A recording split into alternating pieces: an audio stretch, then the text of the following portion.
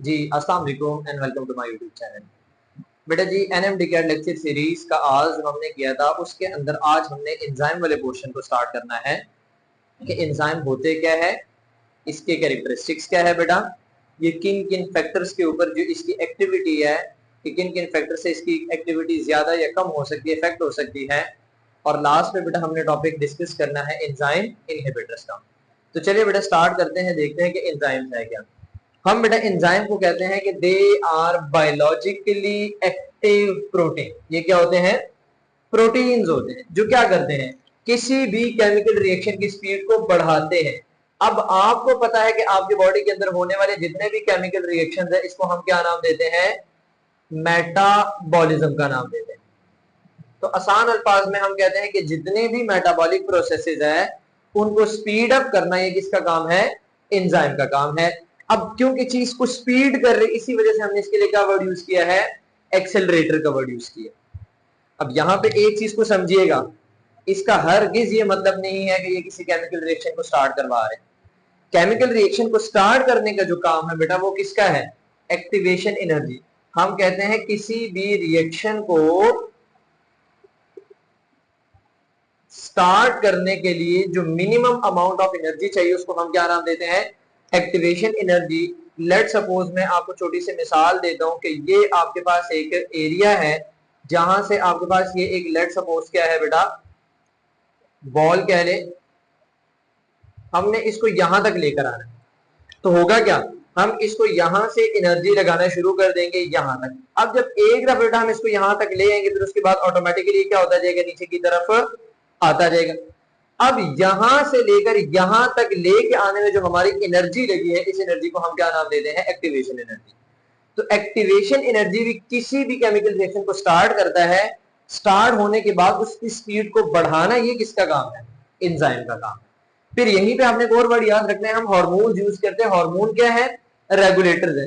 Regulator क्या है? जो किसी भी केमिकल रिएक्शन की स्पीड को बढ़ाते भी है और कम भी करते हैं। तो अगर सिर्फ बढ़ाएंगे, इंक्रीज करेंगे तो हम क्या कहते हैं? ये एंजाइम्स है। और अगर इंक्रीज और डिक्रीज भी करेंगे तो इसके लिए हम क्या वर्ड? रेगुलेटर या हार्मोन का यूज करते हैं। नेक्स्ट जी आपके पास है कैरेक्टरिस्टिक्स ऑफ एंजाइम।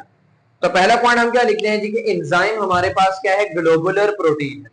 अब आपको पता है कि प्रोटीन आपने पढ़े थे, एक क्या होते हैं बेटा? फाइब्रस, और एक क्या होता है आपके पास? एक जो प्रोटीन होते हैं वो क्या है बेटा? ग्लोबुलर। तो जो आपके पास एंजाइम है ये कौन सा है? ग्लोबुलर प्रोटीन है। और अगर ये प्रोटीन है तो ये मिल के बने होंगे किससे? Amino acids. क्लियर? दूसरा पॉइंट जी याद रखना है, ये किसी भी केमिकल रिएक्शन की स्पीड को कैटेलाइज करते हैं, ऑल्टर करते हैं, स्पीड अप करते हैं, लेकिन याद रख ले ये खुद उसके अंदर इस्तेमाल नहीं होते। Without being used itself. ये क्या करते हैं? किसी भी केमिकल रिएक्शन की स्पीड को बढ़ाया लेकिन खुद उसके अंदर इस्तेमाल नहीं हुआ। अगला पॉइंट याद रखना है कि जी ये सबस्ट्रेट जो लेगा उसी का प्रोडक्ट बनाएगा, कोई और प्रोडक्ट नहीं बनाएगा। तो हम कहते हैं ये किसी भी एंड प्रोडक्ट की नेचर को अफेक्ट नहीं करता। उसके बाद आपने याद रखना है कि एक स्मॉल अमाउंट चाहिए होती क्या करने के लिए बेटा? केमिकल रिएक्शन की स्पीड को कैटेलाइज करने के लिए, स्पीड अप करने के लिए। नेक्स्ट पॉइंट आपने याद रखना है कि ये बड़े सेंसिटिव होते हैं। किसके लिए बेटा? अगर चेंज आ जाए पीएच के अंदर, अगर चेंज आ जाए किसके अंदर? टेम्परेचर के अंदर, या अगर चेंज आ जाए सबस्ट्रेट कंसेंट्रेशन। अब वर्ड सबस्ट्रेट हमने यूज किया, ये क्या होता है? तो वो चीजें जिनके ऊपर एंजाइम ने एक्ट करना है उसको हम क्या नाम देते हैं? सबस्ट्रेट। और इसी सबस्ट्रेट को एंजाइम कन्वर्ट करता है किसके अंदर? प्रोडक्ट के अंदर। अब एंजाइम जैसे स्टार्ट में था वैसे एंड में होगा, लेकिन सबस्ट्रेट को कन्वर्ट कर देगा किसमें? प्रोडक्ट के। फिर नेक्स्ट आपके पास प्रॉपर्टी क्या है बेटा कि जितने भी एंजाइम है ये किस मीडियम के अंदर काम करते हैं बेटा? एक्वस मीडियम के अंदर काम करते हैं। और अगर लोकेशन की बात करें बेटा तो हम कहते हैं ये इंट्रासेल्युलर भी होते हैं और ये बेटा एक्स्ट्रा सेल्युलर भी होते हैं। Intracellular mean inside the cell. आपने ग्लाइकोलाइसिस पढ़ा कि साइटोप्लाज्म के अंदर हो रहा है, तो बेटा इसके लिए जितने एंजाइम होंगे वो कहां पे होंगे? सेल के अंदर। तो हम कहते हैं ये इंट्रासेल्युलर है। इसी तरह आपने जब एलिमेंट्री केनाल डाइजेस्टिव सिस्टम को डिस्कस किया था तो वहां पे आपने पेप्सिन को पढ़ा, वहां पे आपने amylase, pancreatic amylase, salivary amylase, वो सारे के सारे कैविटी के अंदर काम कर रहे हैं आउटसाइड द सेल, तो हम कहते हैं ये क्या है, एक्स्ट्रा सेल्यूलर। फिर नेक्स्ट क्या है बेटा, कोफैक्टर। हम कहते हैं ये एक नॉन प्रोटीन पार्ट है, इसको आगे जाके हमने डिटेल से डिस्कस करना भी है। अभी इतना याद रखें कि लेट सपोज बेटा ये आपके पास क्या है, एक एंजाइम है,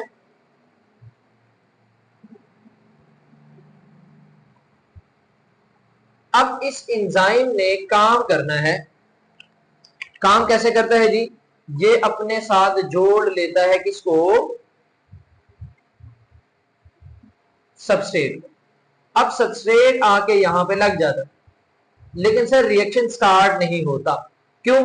क्योंकि इस एंजाइम या इस रिएक्शन को होने के लिए यहां पे एक नॉन प्रोटीन पार्ट की जरूरत होती है, और इस नॉन प्रोटीन पार्ट को हम क्या नाम देते हैं बेटा, कोफैक्टर का नाम देते हैं।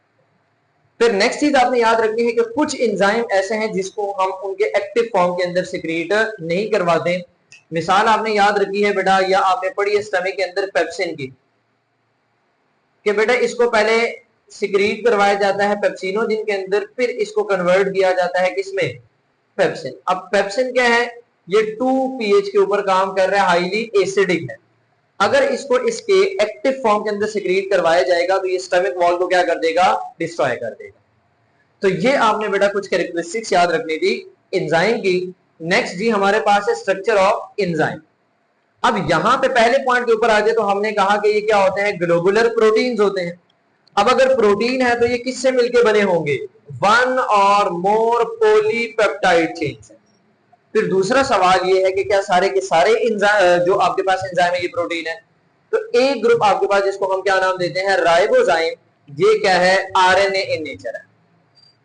और एग्जांपल इसकी क्या है बेटा, पेप्टिडाइडल ट्रांसफेरेज। ठीक है बेटा, इसका काम क्या होता है, जब आपके पास प्रोटीन सिंथेसिस का अमल हो रहा होता है, या हम कहते हैं ट्रांसलेशन, तो तब जो पेप्टाइड बॉन्ड्स ने बनना है वो काम कौन करता है बेटा, ये एंजाइम करता है। फिर अगली बात हम कहते हैं कि ये मिलकर बने होते हैं हंड्रेड्स ऑफ अमाइनो एसिड से। अब इसके अंदर बड़ा ही इंपॉर्टेंट पॉइंट है एमसीक्यू के लिए बेटा, कि यहां पे ये जो हमने स्ट्रक्चर बनाया था इसको हमने क्या नाम दिया, एक्टिव साइट, जो मेन अपना रोल प्ले करता है। तो हम कहते हैं ये जो एक्टिव साइड है ये क्या है, रिस्ट्रिक्टेड टू केमिकल रिएक्शन, यहां पे ही केमिकल रिएक्शन का अमल होना है। अब इस एक्टिव साइट को बनाने के लिए जो अमाइनो एसिड है वो फ्यू अमाइनो एसिड है, या हम कहते हैं 3 से लेके 12 तक, 3 से लेके 12 तक। ये क्या कर रहे हैं, अमाइनो एसिड जो है ये एक्टिव साइट को बना रहे हैं, मतलब इस रीजन को। बाकी जो आपके पास है वो क्या कर रहे हैं बेटा, इसके स्ट्रक्चर को मेंटेन कर रही है, इसके स्ट्रक्चर को बना रहे हैं।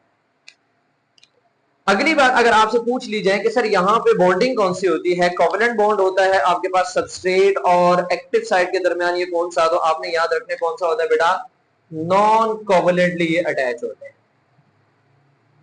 अब अगर आपसे पूछ ले कि नॉन कोवेलेंटली अटैचमेंट कौन से, तो उसमें आपने याद रखना है हाइड्रोजन बॉन्डिंग है और हाइड्रोफोबिक इंटरेक्शन है। क्लियर? फिर नेक्स्ट चीज आपने याद रखने की इस एक्टिव साइट के आगे से मजीद 2 रीजन है, एक बाइंडिंग रीजन या बाइंडिंग साइट, दूसरा है कैटालिटिक साइट या कैटालिटिक रीजन। अब देखिए नाम से जाहिर हो रहा है, बाइंडिंग, ये बाइंड करेगा, ये असल सबस्ट्रेट को पहचानेगा, रिकॉग्नाइज करेगा और उसको ला के क्या करेगा, एंजाइम के साथ अटैच करेगा। ये काम हो गया बेटा किसका, बाइंडिंग का। अब वो जो सबस्ट्रेट आके उस एक्टिव साइट के साथ, उस एंजाइम के साथ लग गया है, उसने अब कैटालिटिक रीजन को क्या कर दिया, एक्टिवेट कर दिया। तो बाइंडिंग साइट ने 2 काम किए, एक तो सबस्ट्रेट को रिकॉग्नाइज किया, उसको लेकर आया, एंजाइम के साथ जोड़ा, और कैटालिटिक रीजन को क्या कर दिया बेटा, एक्टिव कर दिया। जब कैटालिटिक साइट या कैटालिटिक रीजन आपके पास एक्टिव हो जाता है तो हम कहते हैं बेटा ये आपके पास फिर क्या करता है, जो आपके पास सबस्ट्रेट आगे लगा था उसको प्रोडक्ट के अंदर कन्वर्ट करता है। तो ये चीजें आपने याद रखनी किसके लिहाज से या किसके हवाले से बेटा, एक्टिव साइट के हवाले से। नेक्स्ट है जी कोफैक्टर। यहां पे हमने एक पॉइंट डिस्कस किया कि जी नॉन प्रोटीन पार्ट होता है। क्या होता है, नॉन प्रोटीन पार्ट। तो हम कहते हैं कि ये नॉन प्रोटीन है, ये किसके लिए बेटा, प्रॉपर फंक्शनिंग ऑफ एंजाइम के लिए चाहिए होता है। अगर आपसे यहां पे एमसीक्यू आता है कि इंपॉर्टेंस क्या है, तो हम कहते हैं बेटा ये सबस्ट्रेट और एंजाइम के दरमियान ब्रिज के तौर पे काम कर रहा है, सबस्ट्रेट और एंजाइम के दरमियान ब्रिज के तौर पे काम कर रहा है। दूसरा पॉइंट याद रखना है कि ये सोर्स ऑफ केमिकल रिएक्शन या केमिकल एनर्जी के लिए भी है। और तीसरा पॉइंट याद रखना है कि ये कभी कभार कैटालिसिस के अंदर क्या होता है बेटा, डायरेक्टली इन्वॉल्व होता है। डायरेक्टली क्या होता है बेटा, इन्वॉल्व होता है। तो ये आपने इसके इंपॉर्टेंस के अंदर कुछ पॉइंट याद रखने हैं। फिर कोफैक्टर को आगे हम दो कैटेगरीज के अंदर डिवाइड करते हैं, एक है इनऑर्गेनिक और एक आपके पास क्या है, ऑर्गेनिक। इनऑर्गेनिक के अंदर अमूमन आपके पास क्या आते हैं, मेटल आयन आते हैं, लाइक कॉपर हो गया, मैग्नीशियम हो गया, जिंक हो गया, आयरन हो गया, और ये डिटैचेबल होते हैं बेटा, मतलब ये लूजली अटैच होते हैं। इसके लिए हम वर्ड क्या यूज करते हैं बेटा, एक्टिवेटर का। तो याद रखिएगा कोफैक्टर जो इनऑर्गेनिक है, जो लूजली अटैच है, उसके लिए हम क्या वर्ड यूज करते हैं, एक्टिवेटर। दूसरी इसकी कैटेगरी कौन सी है, ये ऑर्गेनिक भी होते हैं, और ऑर्गेनिक के अंदर या तो ये हमारे पास कोएंजाइम हो सकते हैं या क्या हो सकते हैं, प्रोस्टैटिक ग्रुप हो सकते हैं। जो कोएंजाइम है ये भी लूजली अटैच है और ये भी डिटैचेबल है। अब सर यहां पे चीज को समझे, ये भी क्या था, डिटैचेबल था, ये भी क्या था, लूजली था, लेकिन इसको हम क्या नाम दे रहे, कोएंजाइम। क्यों, क्योंकि सर ये आपके पास क्या है, ऑर्गेनिक है, और अगर इनऑर्गेनिक के लिए दोनों वर्ड यूज करते तो फिर आप क्या कहेंगे, सर ये क्या है, एक्टिवेटर। और यहाँ पे जो बड़ा इंपॉर्टेंट पॉइंट है, हम कहते हैं सर ये इसके लिए हम या जो कोएंजाइम है हम क्या कहते हैं, ये है डेरिवेटिव्स ऑफ विटामिन। जो कुछ एग्जांपल्स आपने याद रखनी है, लाइक एटीपी है, adenosine triphosphate, NAD nicotine amide adenine dinucleotide, और एफएडी आपके पास फ्लेविन एडेनिन डाइन्यूक्लियोटाइड। अब यहाँ पे हमने वर्ड यूज किया है विटामिन का। याद रख ले एटीपी जो है तो कोएंजाइम, लेकिन याद रख ले कि ये कौन सा है बेटा, नॉन विटामिन इन नेचर। जो एनएडी और एफएडी है ये आपके पास क्या है, विटामिन है। इसकी सिंथेसिस के लिए आपके पास एक विटामिन है जिसका नाम क्या है बेटा, विटामिन बी3 या नियासिन का वर्ड भी यूज होता है, और एफएडी के लिए बेटा आपके पास राइबोफ्लेविन, जिसके लिए विटामिन बी2 का वर्ड भी यूज करते हैं। तो ये आपने एमसीक्यू के लिए याद रखने हैं बेटा, ये इंपॉर्टेंट है, ये पूछे जाते हैं। ऑर्गेनिक कोफैक्टर के अंदर जो दूसरी टाइप है वो आपके पास क्या है, प्रोस्टैटिक ग्रुप है। हम कहते हैं ये टाइटली या कोवलेंटली अटैच होते हैं, ये क्या थे, लूजली थे। और ये डिअटैचेबल थे, ये क्या होते हैं बेटा, नॉन डिअटैचेबल होते हैं, मतलब ये यहां से अलग नहीं होते। इसमें जी आपने मिसाल याद रखनी है बेटा, आयरन कंटेनिंग पोरफायरन रिंग, जो कि अटैच होता है किसके साथ बेटा, साइटोक्रोम के साथ। किसके साथ बेटा, साइटोक्रोम के साथ। या आपके हीमोग्लोबिन के अंदर जो हीम ग्रुप है, ये भी एग्जांपल है बेटा किसकी, प्रोस्टैटिक ग्रुप की। अब कोफैक्टर के काम को समझने के लिए हम यहाँ पे दो टर्म्स को बेटा डिस्कस करते हैं, एक एपो एंजाइम और एक क्या है बेटा, होलो एंजाइम। हमने कहा कि जो कोफैक्टर है किसके लिए चाहिए होता है बेटा, प्रॉपर फंक्शनिंग के लिए चाहिए होता है। अब हमने देखना है, अगर हम किसी एंजाइम के कोफैक्टर को रिमूव कर दें तो इसका मतलब है जो प्रॉपर फंक्शन होना था वो नहीं होगा, तो एंजाइम आपके पास क्या हो जाएगा बेटा, नॉन फंक्शनल हो जाएगा। क्या हो जाएगा, तो याद रखिएगा जो एपो एंजाइम है ये क्या होता है बेटा, नॉन फंक्शनल होता है। और अगर इसी एपो एंजाइम के साथ जो हम जिसमें से हमने कोफैक्टर को रिमूव किया था, अगर उसी कोफैक्टर को दोबारा अटैच कर देंगे तो इसको हम क्या नाम दे देंगे बेटा, होलो एंजाइम। तो इसका मतलब है कि जो होलो एंजाइम है ये आपके पास क्या होता है, फंक्शनल होता है, और जो एपो एंजाइम है ये आपके पास क्या होता है, नॉन फंक्शनल या इनएक्टिवेटेड फॉर्म के। तो बेटा ये कुछ चीजें आपने याद रखनी है कि एंजाइम के बेसिक पॉइंट्स इंट्रोडक्शन में। देन बेटा उसके अंदर कुछ कैरेक्टरिस्टिक्स आपने याद रखनी है, उसके अंदर जो मेन थे एक्टिव साइट और कोफैक्टर के बारे में ये चीजें आपने याद रखनी है। नेक्स्ट लेक्चर के अंदर इंशाल्लाह बेटा इसके अंदर जो फैक्टर्स है और इनहिबिटर वाला टॉपिक है उसको हमने डिस्कस करना है। अगर आपको वीडियो अच्छी लगी है बेटा तो वीडियो को लाइक करें, चैनल को सब्सक्राइब करें और वीडियो को अपने दोस्तों के साथ शेयर करें। Thank you so much.